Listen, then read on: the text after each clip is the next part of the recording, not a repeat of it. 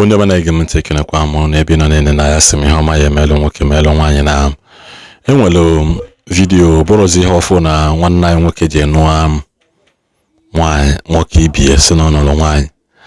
And mgbe m made that video, I made it in a way to, out of nego amara the church. Yes, that video mba. And so much take correction by a lot of people that put out their comment in the comment section, and they said that in an Anglican church. Or an Anglican church, but that does not dispute the fact no man anymore. Because one thing about Christianity, many people namaro is that fuck alotamano or Jesus everywhere. That na with a pastor Julushi today, they will label it non the men of God on Akahasime.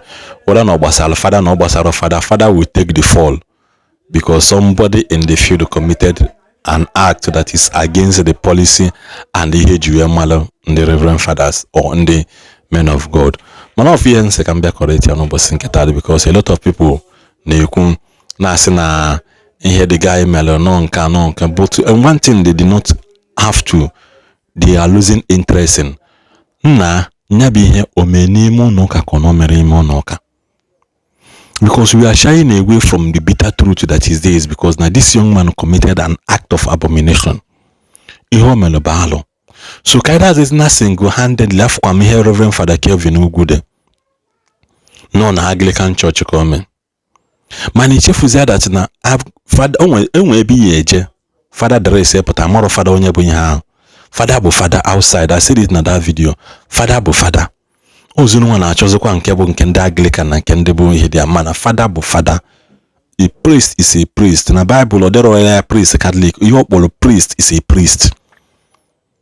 Let us not shy away from the thing. Kaida dena dosawa some people are saying that their only greatest act but na the guy their greatest anger but na the guy Igbo Igbo na ndị Igbo lose go focus na ndị Igbo lose na nka na ndị Igbo lose na nka ọzọ mana they refuse to accept the fact that the guy melaju ihe. These are the same people na condemn egwu Chinyere Udoma. These are those same people na condemn egwu Chinyere Udoma. Apụta sị egwu Chinyere Udoma na nke ọgụ na ya alụ na aka eme na nka ekponu ntu eme na nka mana unu refuse to condemn nwoke ekpolu ntu. Because it is against I condemn good ihe mmadụ me before achọbazia kedu ibe all the against ya. Number one, all the against ihe ndị Igbo kwetene, and number two, all the against the laws of the church, because many priests na asị na they be na Rome asị ha mewe nka mana mgbe Rome kwuru okwu sị ndị fada welcome ba ha na ha ka mbodo ndị mmadụ unu kpa becomes a very big problem between ndị Catholic ndị isi ojii na Catholic ndị isi ọcha. Anyị niile nọ mgbe ome. I need an umbome. Kaida do not shy away from the things that matters, because this young man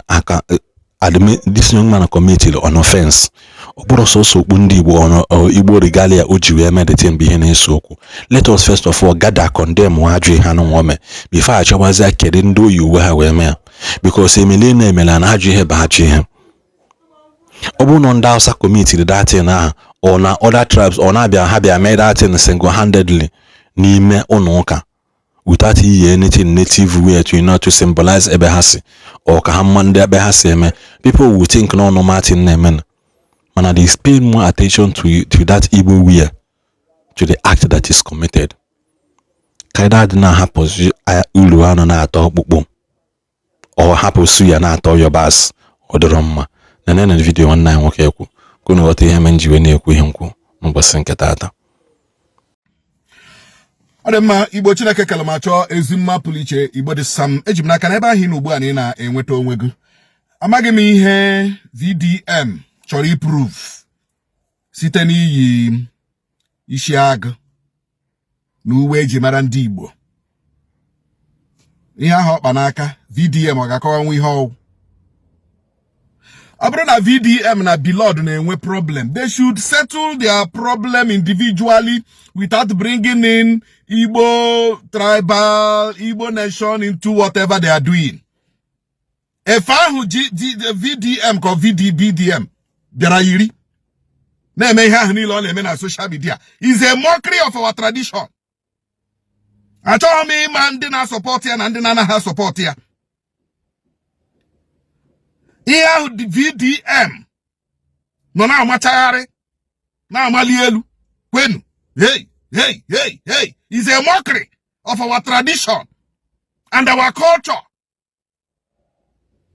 Onyemaya very well where he should desist from Ibari ndị Igbo, Ibari ọdịnala Igbo, Ibari omenala Igbo, Ibari ihe ejimarụ ndị Igbo. Blord nwanne ya na ya na-emekọ ihe. Afụgo m ka Blord ikpudo okpu ndị nze. Ma o jide ọfọ n'aka, ma o yiri isi agụ. Blord nwanne ya na ya na-emekọ ihe. Ọkwa na suit ka ọ na-anọ. Gịnị mere na vidiyo m eje yiri odire efe Blord na-eyi bụ suit? Mewe ihe ọ chọrọ ime. Ka ihe o ji bụrụ efe ndị Igbo. Ka ihe o ji bụrụ omenala anyị, ka ọ chọrọ ije akparị anyị, ka ọ chọrọ ije eme mockery.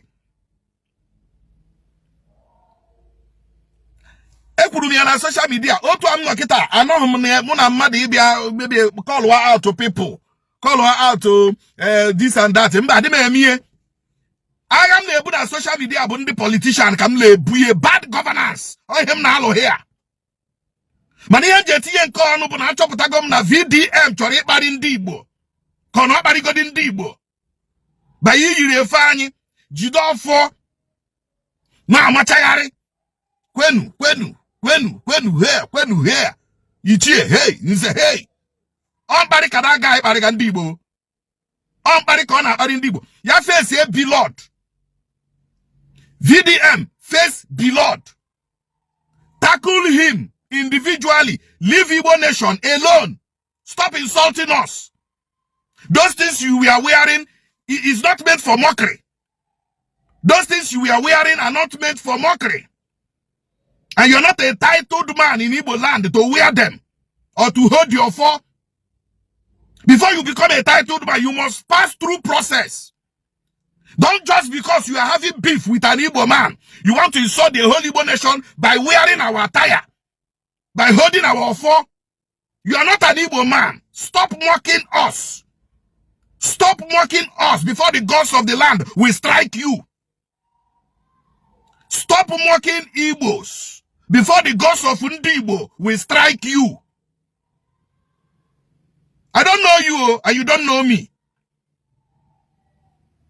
We all knew ourselves from this social media. But for you to turn an individual conflict, a personal misunderstanding, into a tribalistic mockery is unacceptable. And we cannot condone it as Ndigbo. Okenye anaghị anọ n'ụlọ ewu amụọ n'ọgbụrị. Maka na ndị Igbo si na akụkata aka n'obi egosi ndị mmụọ ebe ndụ mmadụ. Ọkụkọ chiri ụmụ ọchịrị ekwurekwu. Anyị achọghị mkparị ga VDM. Anyị achọghị mkparị ga. Those Igbo people that are supporting you should tell you better. Those of your Igbo men, Igbo people that you are in good terms with, should advise you better. Stop using our attire to mock us. Igaha like kwaya. Igaha like kwaya. Onye osokwara ge buru VDM. Igaha like kwaya. Stop mocking Ndigbo with our attire. That is our pride. That is our culture. That is our tradition. Stop using our offer, our attire to mock us. If you have a problem with anybody, face that person. Whatever you want to do with the person, we don't care. But stop using our attire and our culture and our tradition to mock us. Onye nwere ntị, ya nụrụ. Ndị ma VDM, gwaduo ya. Ademma.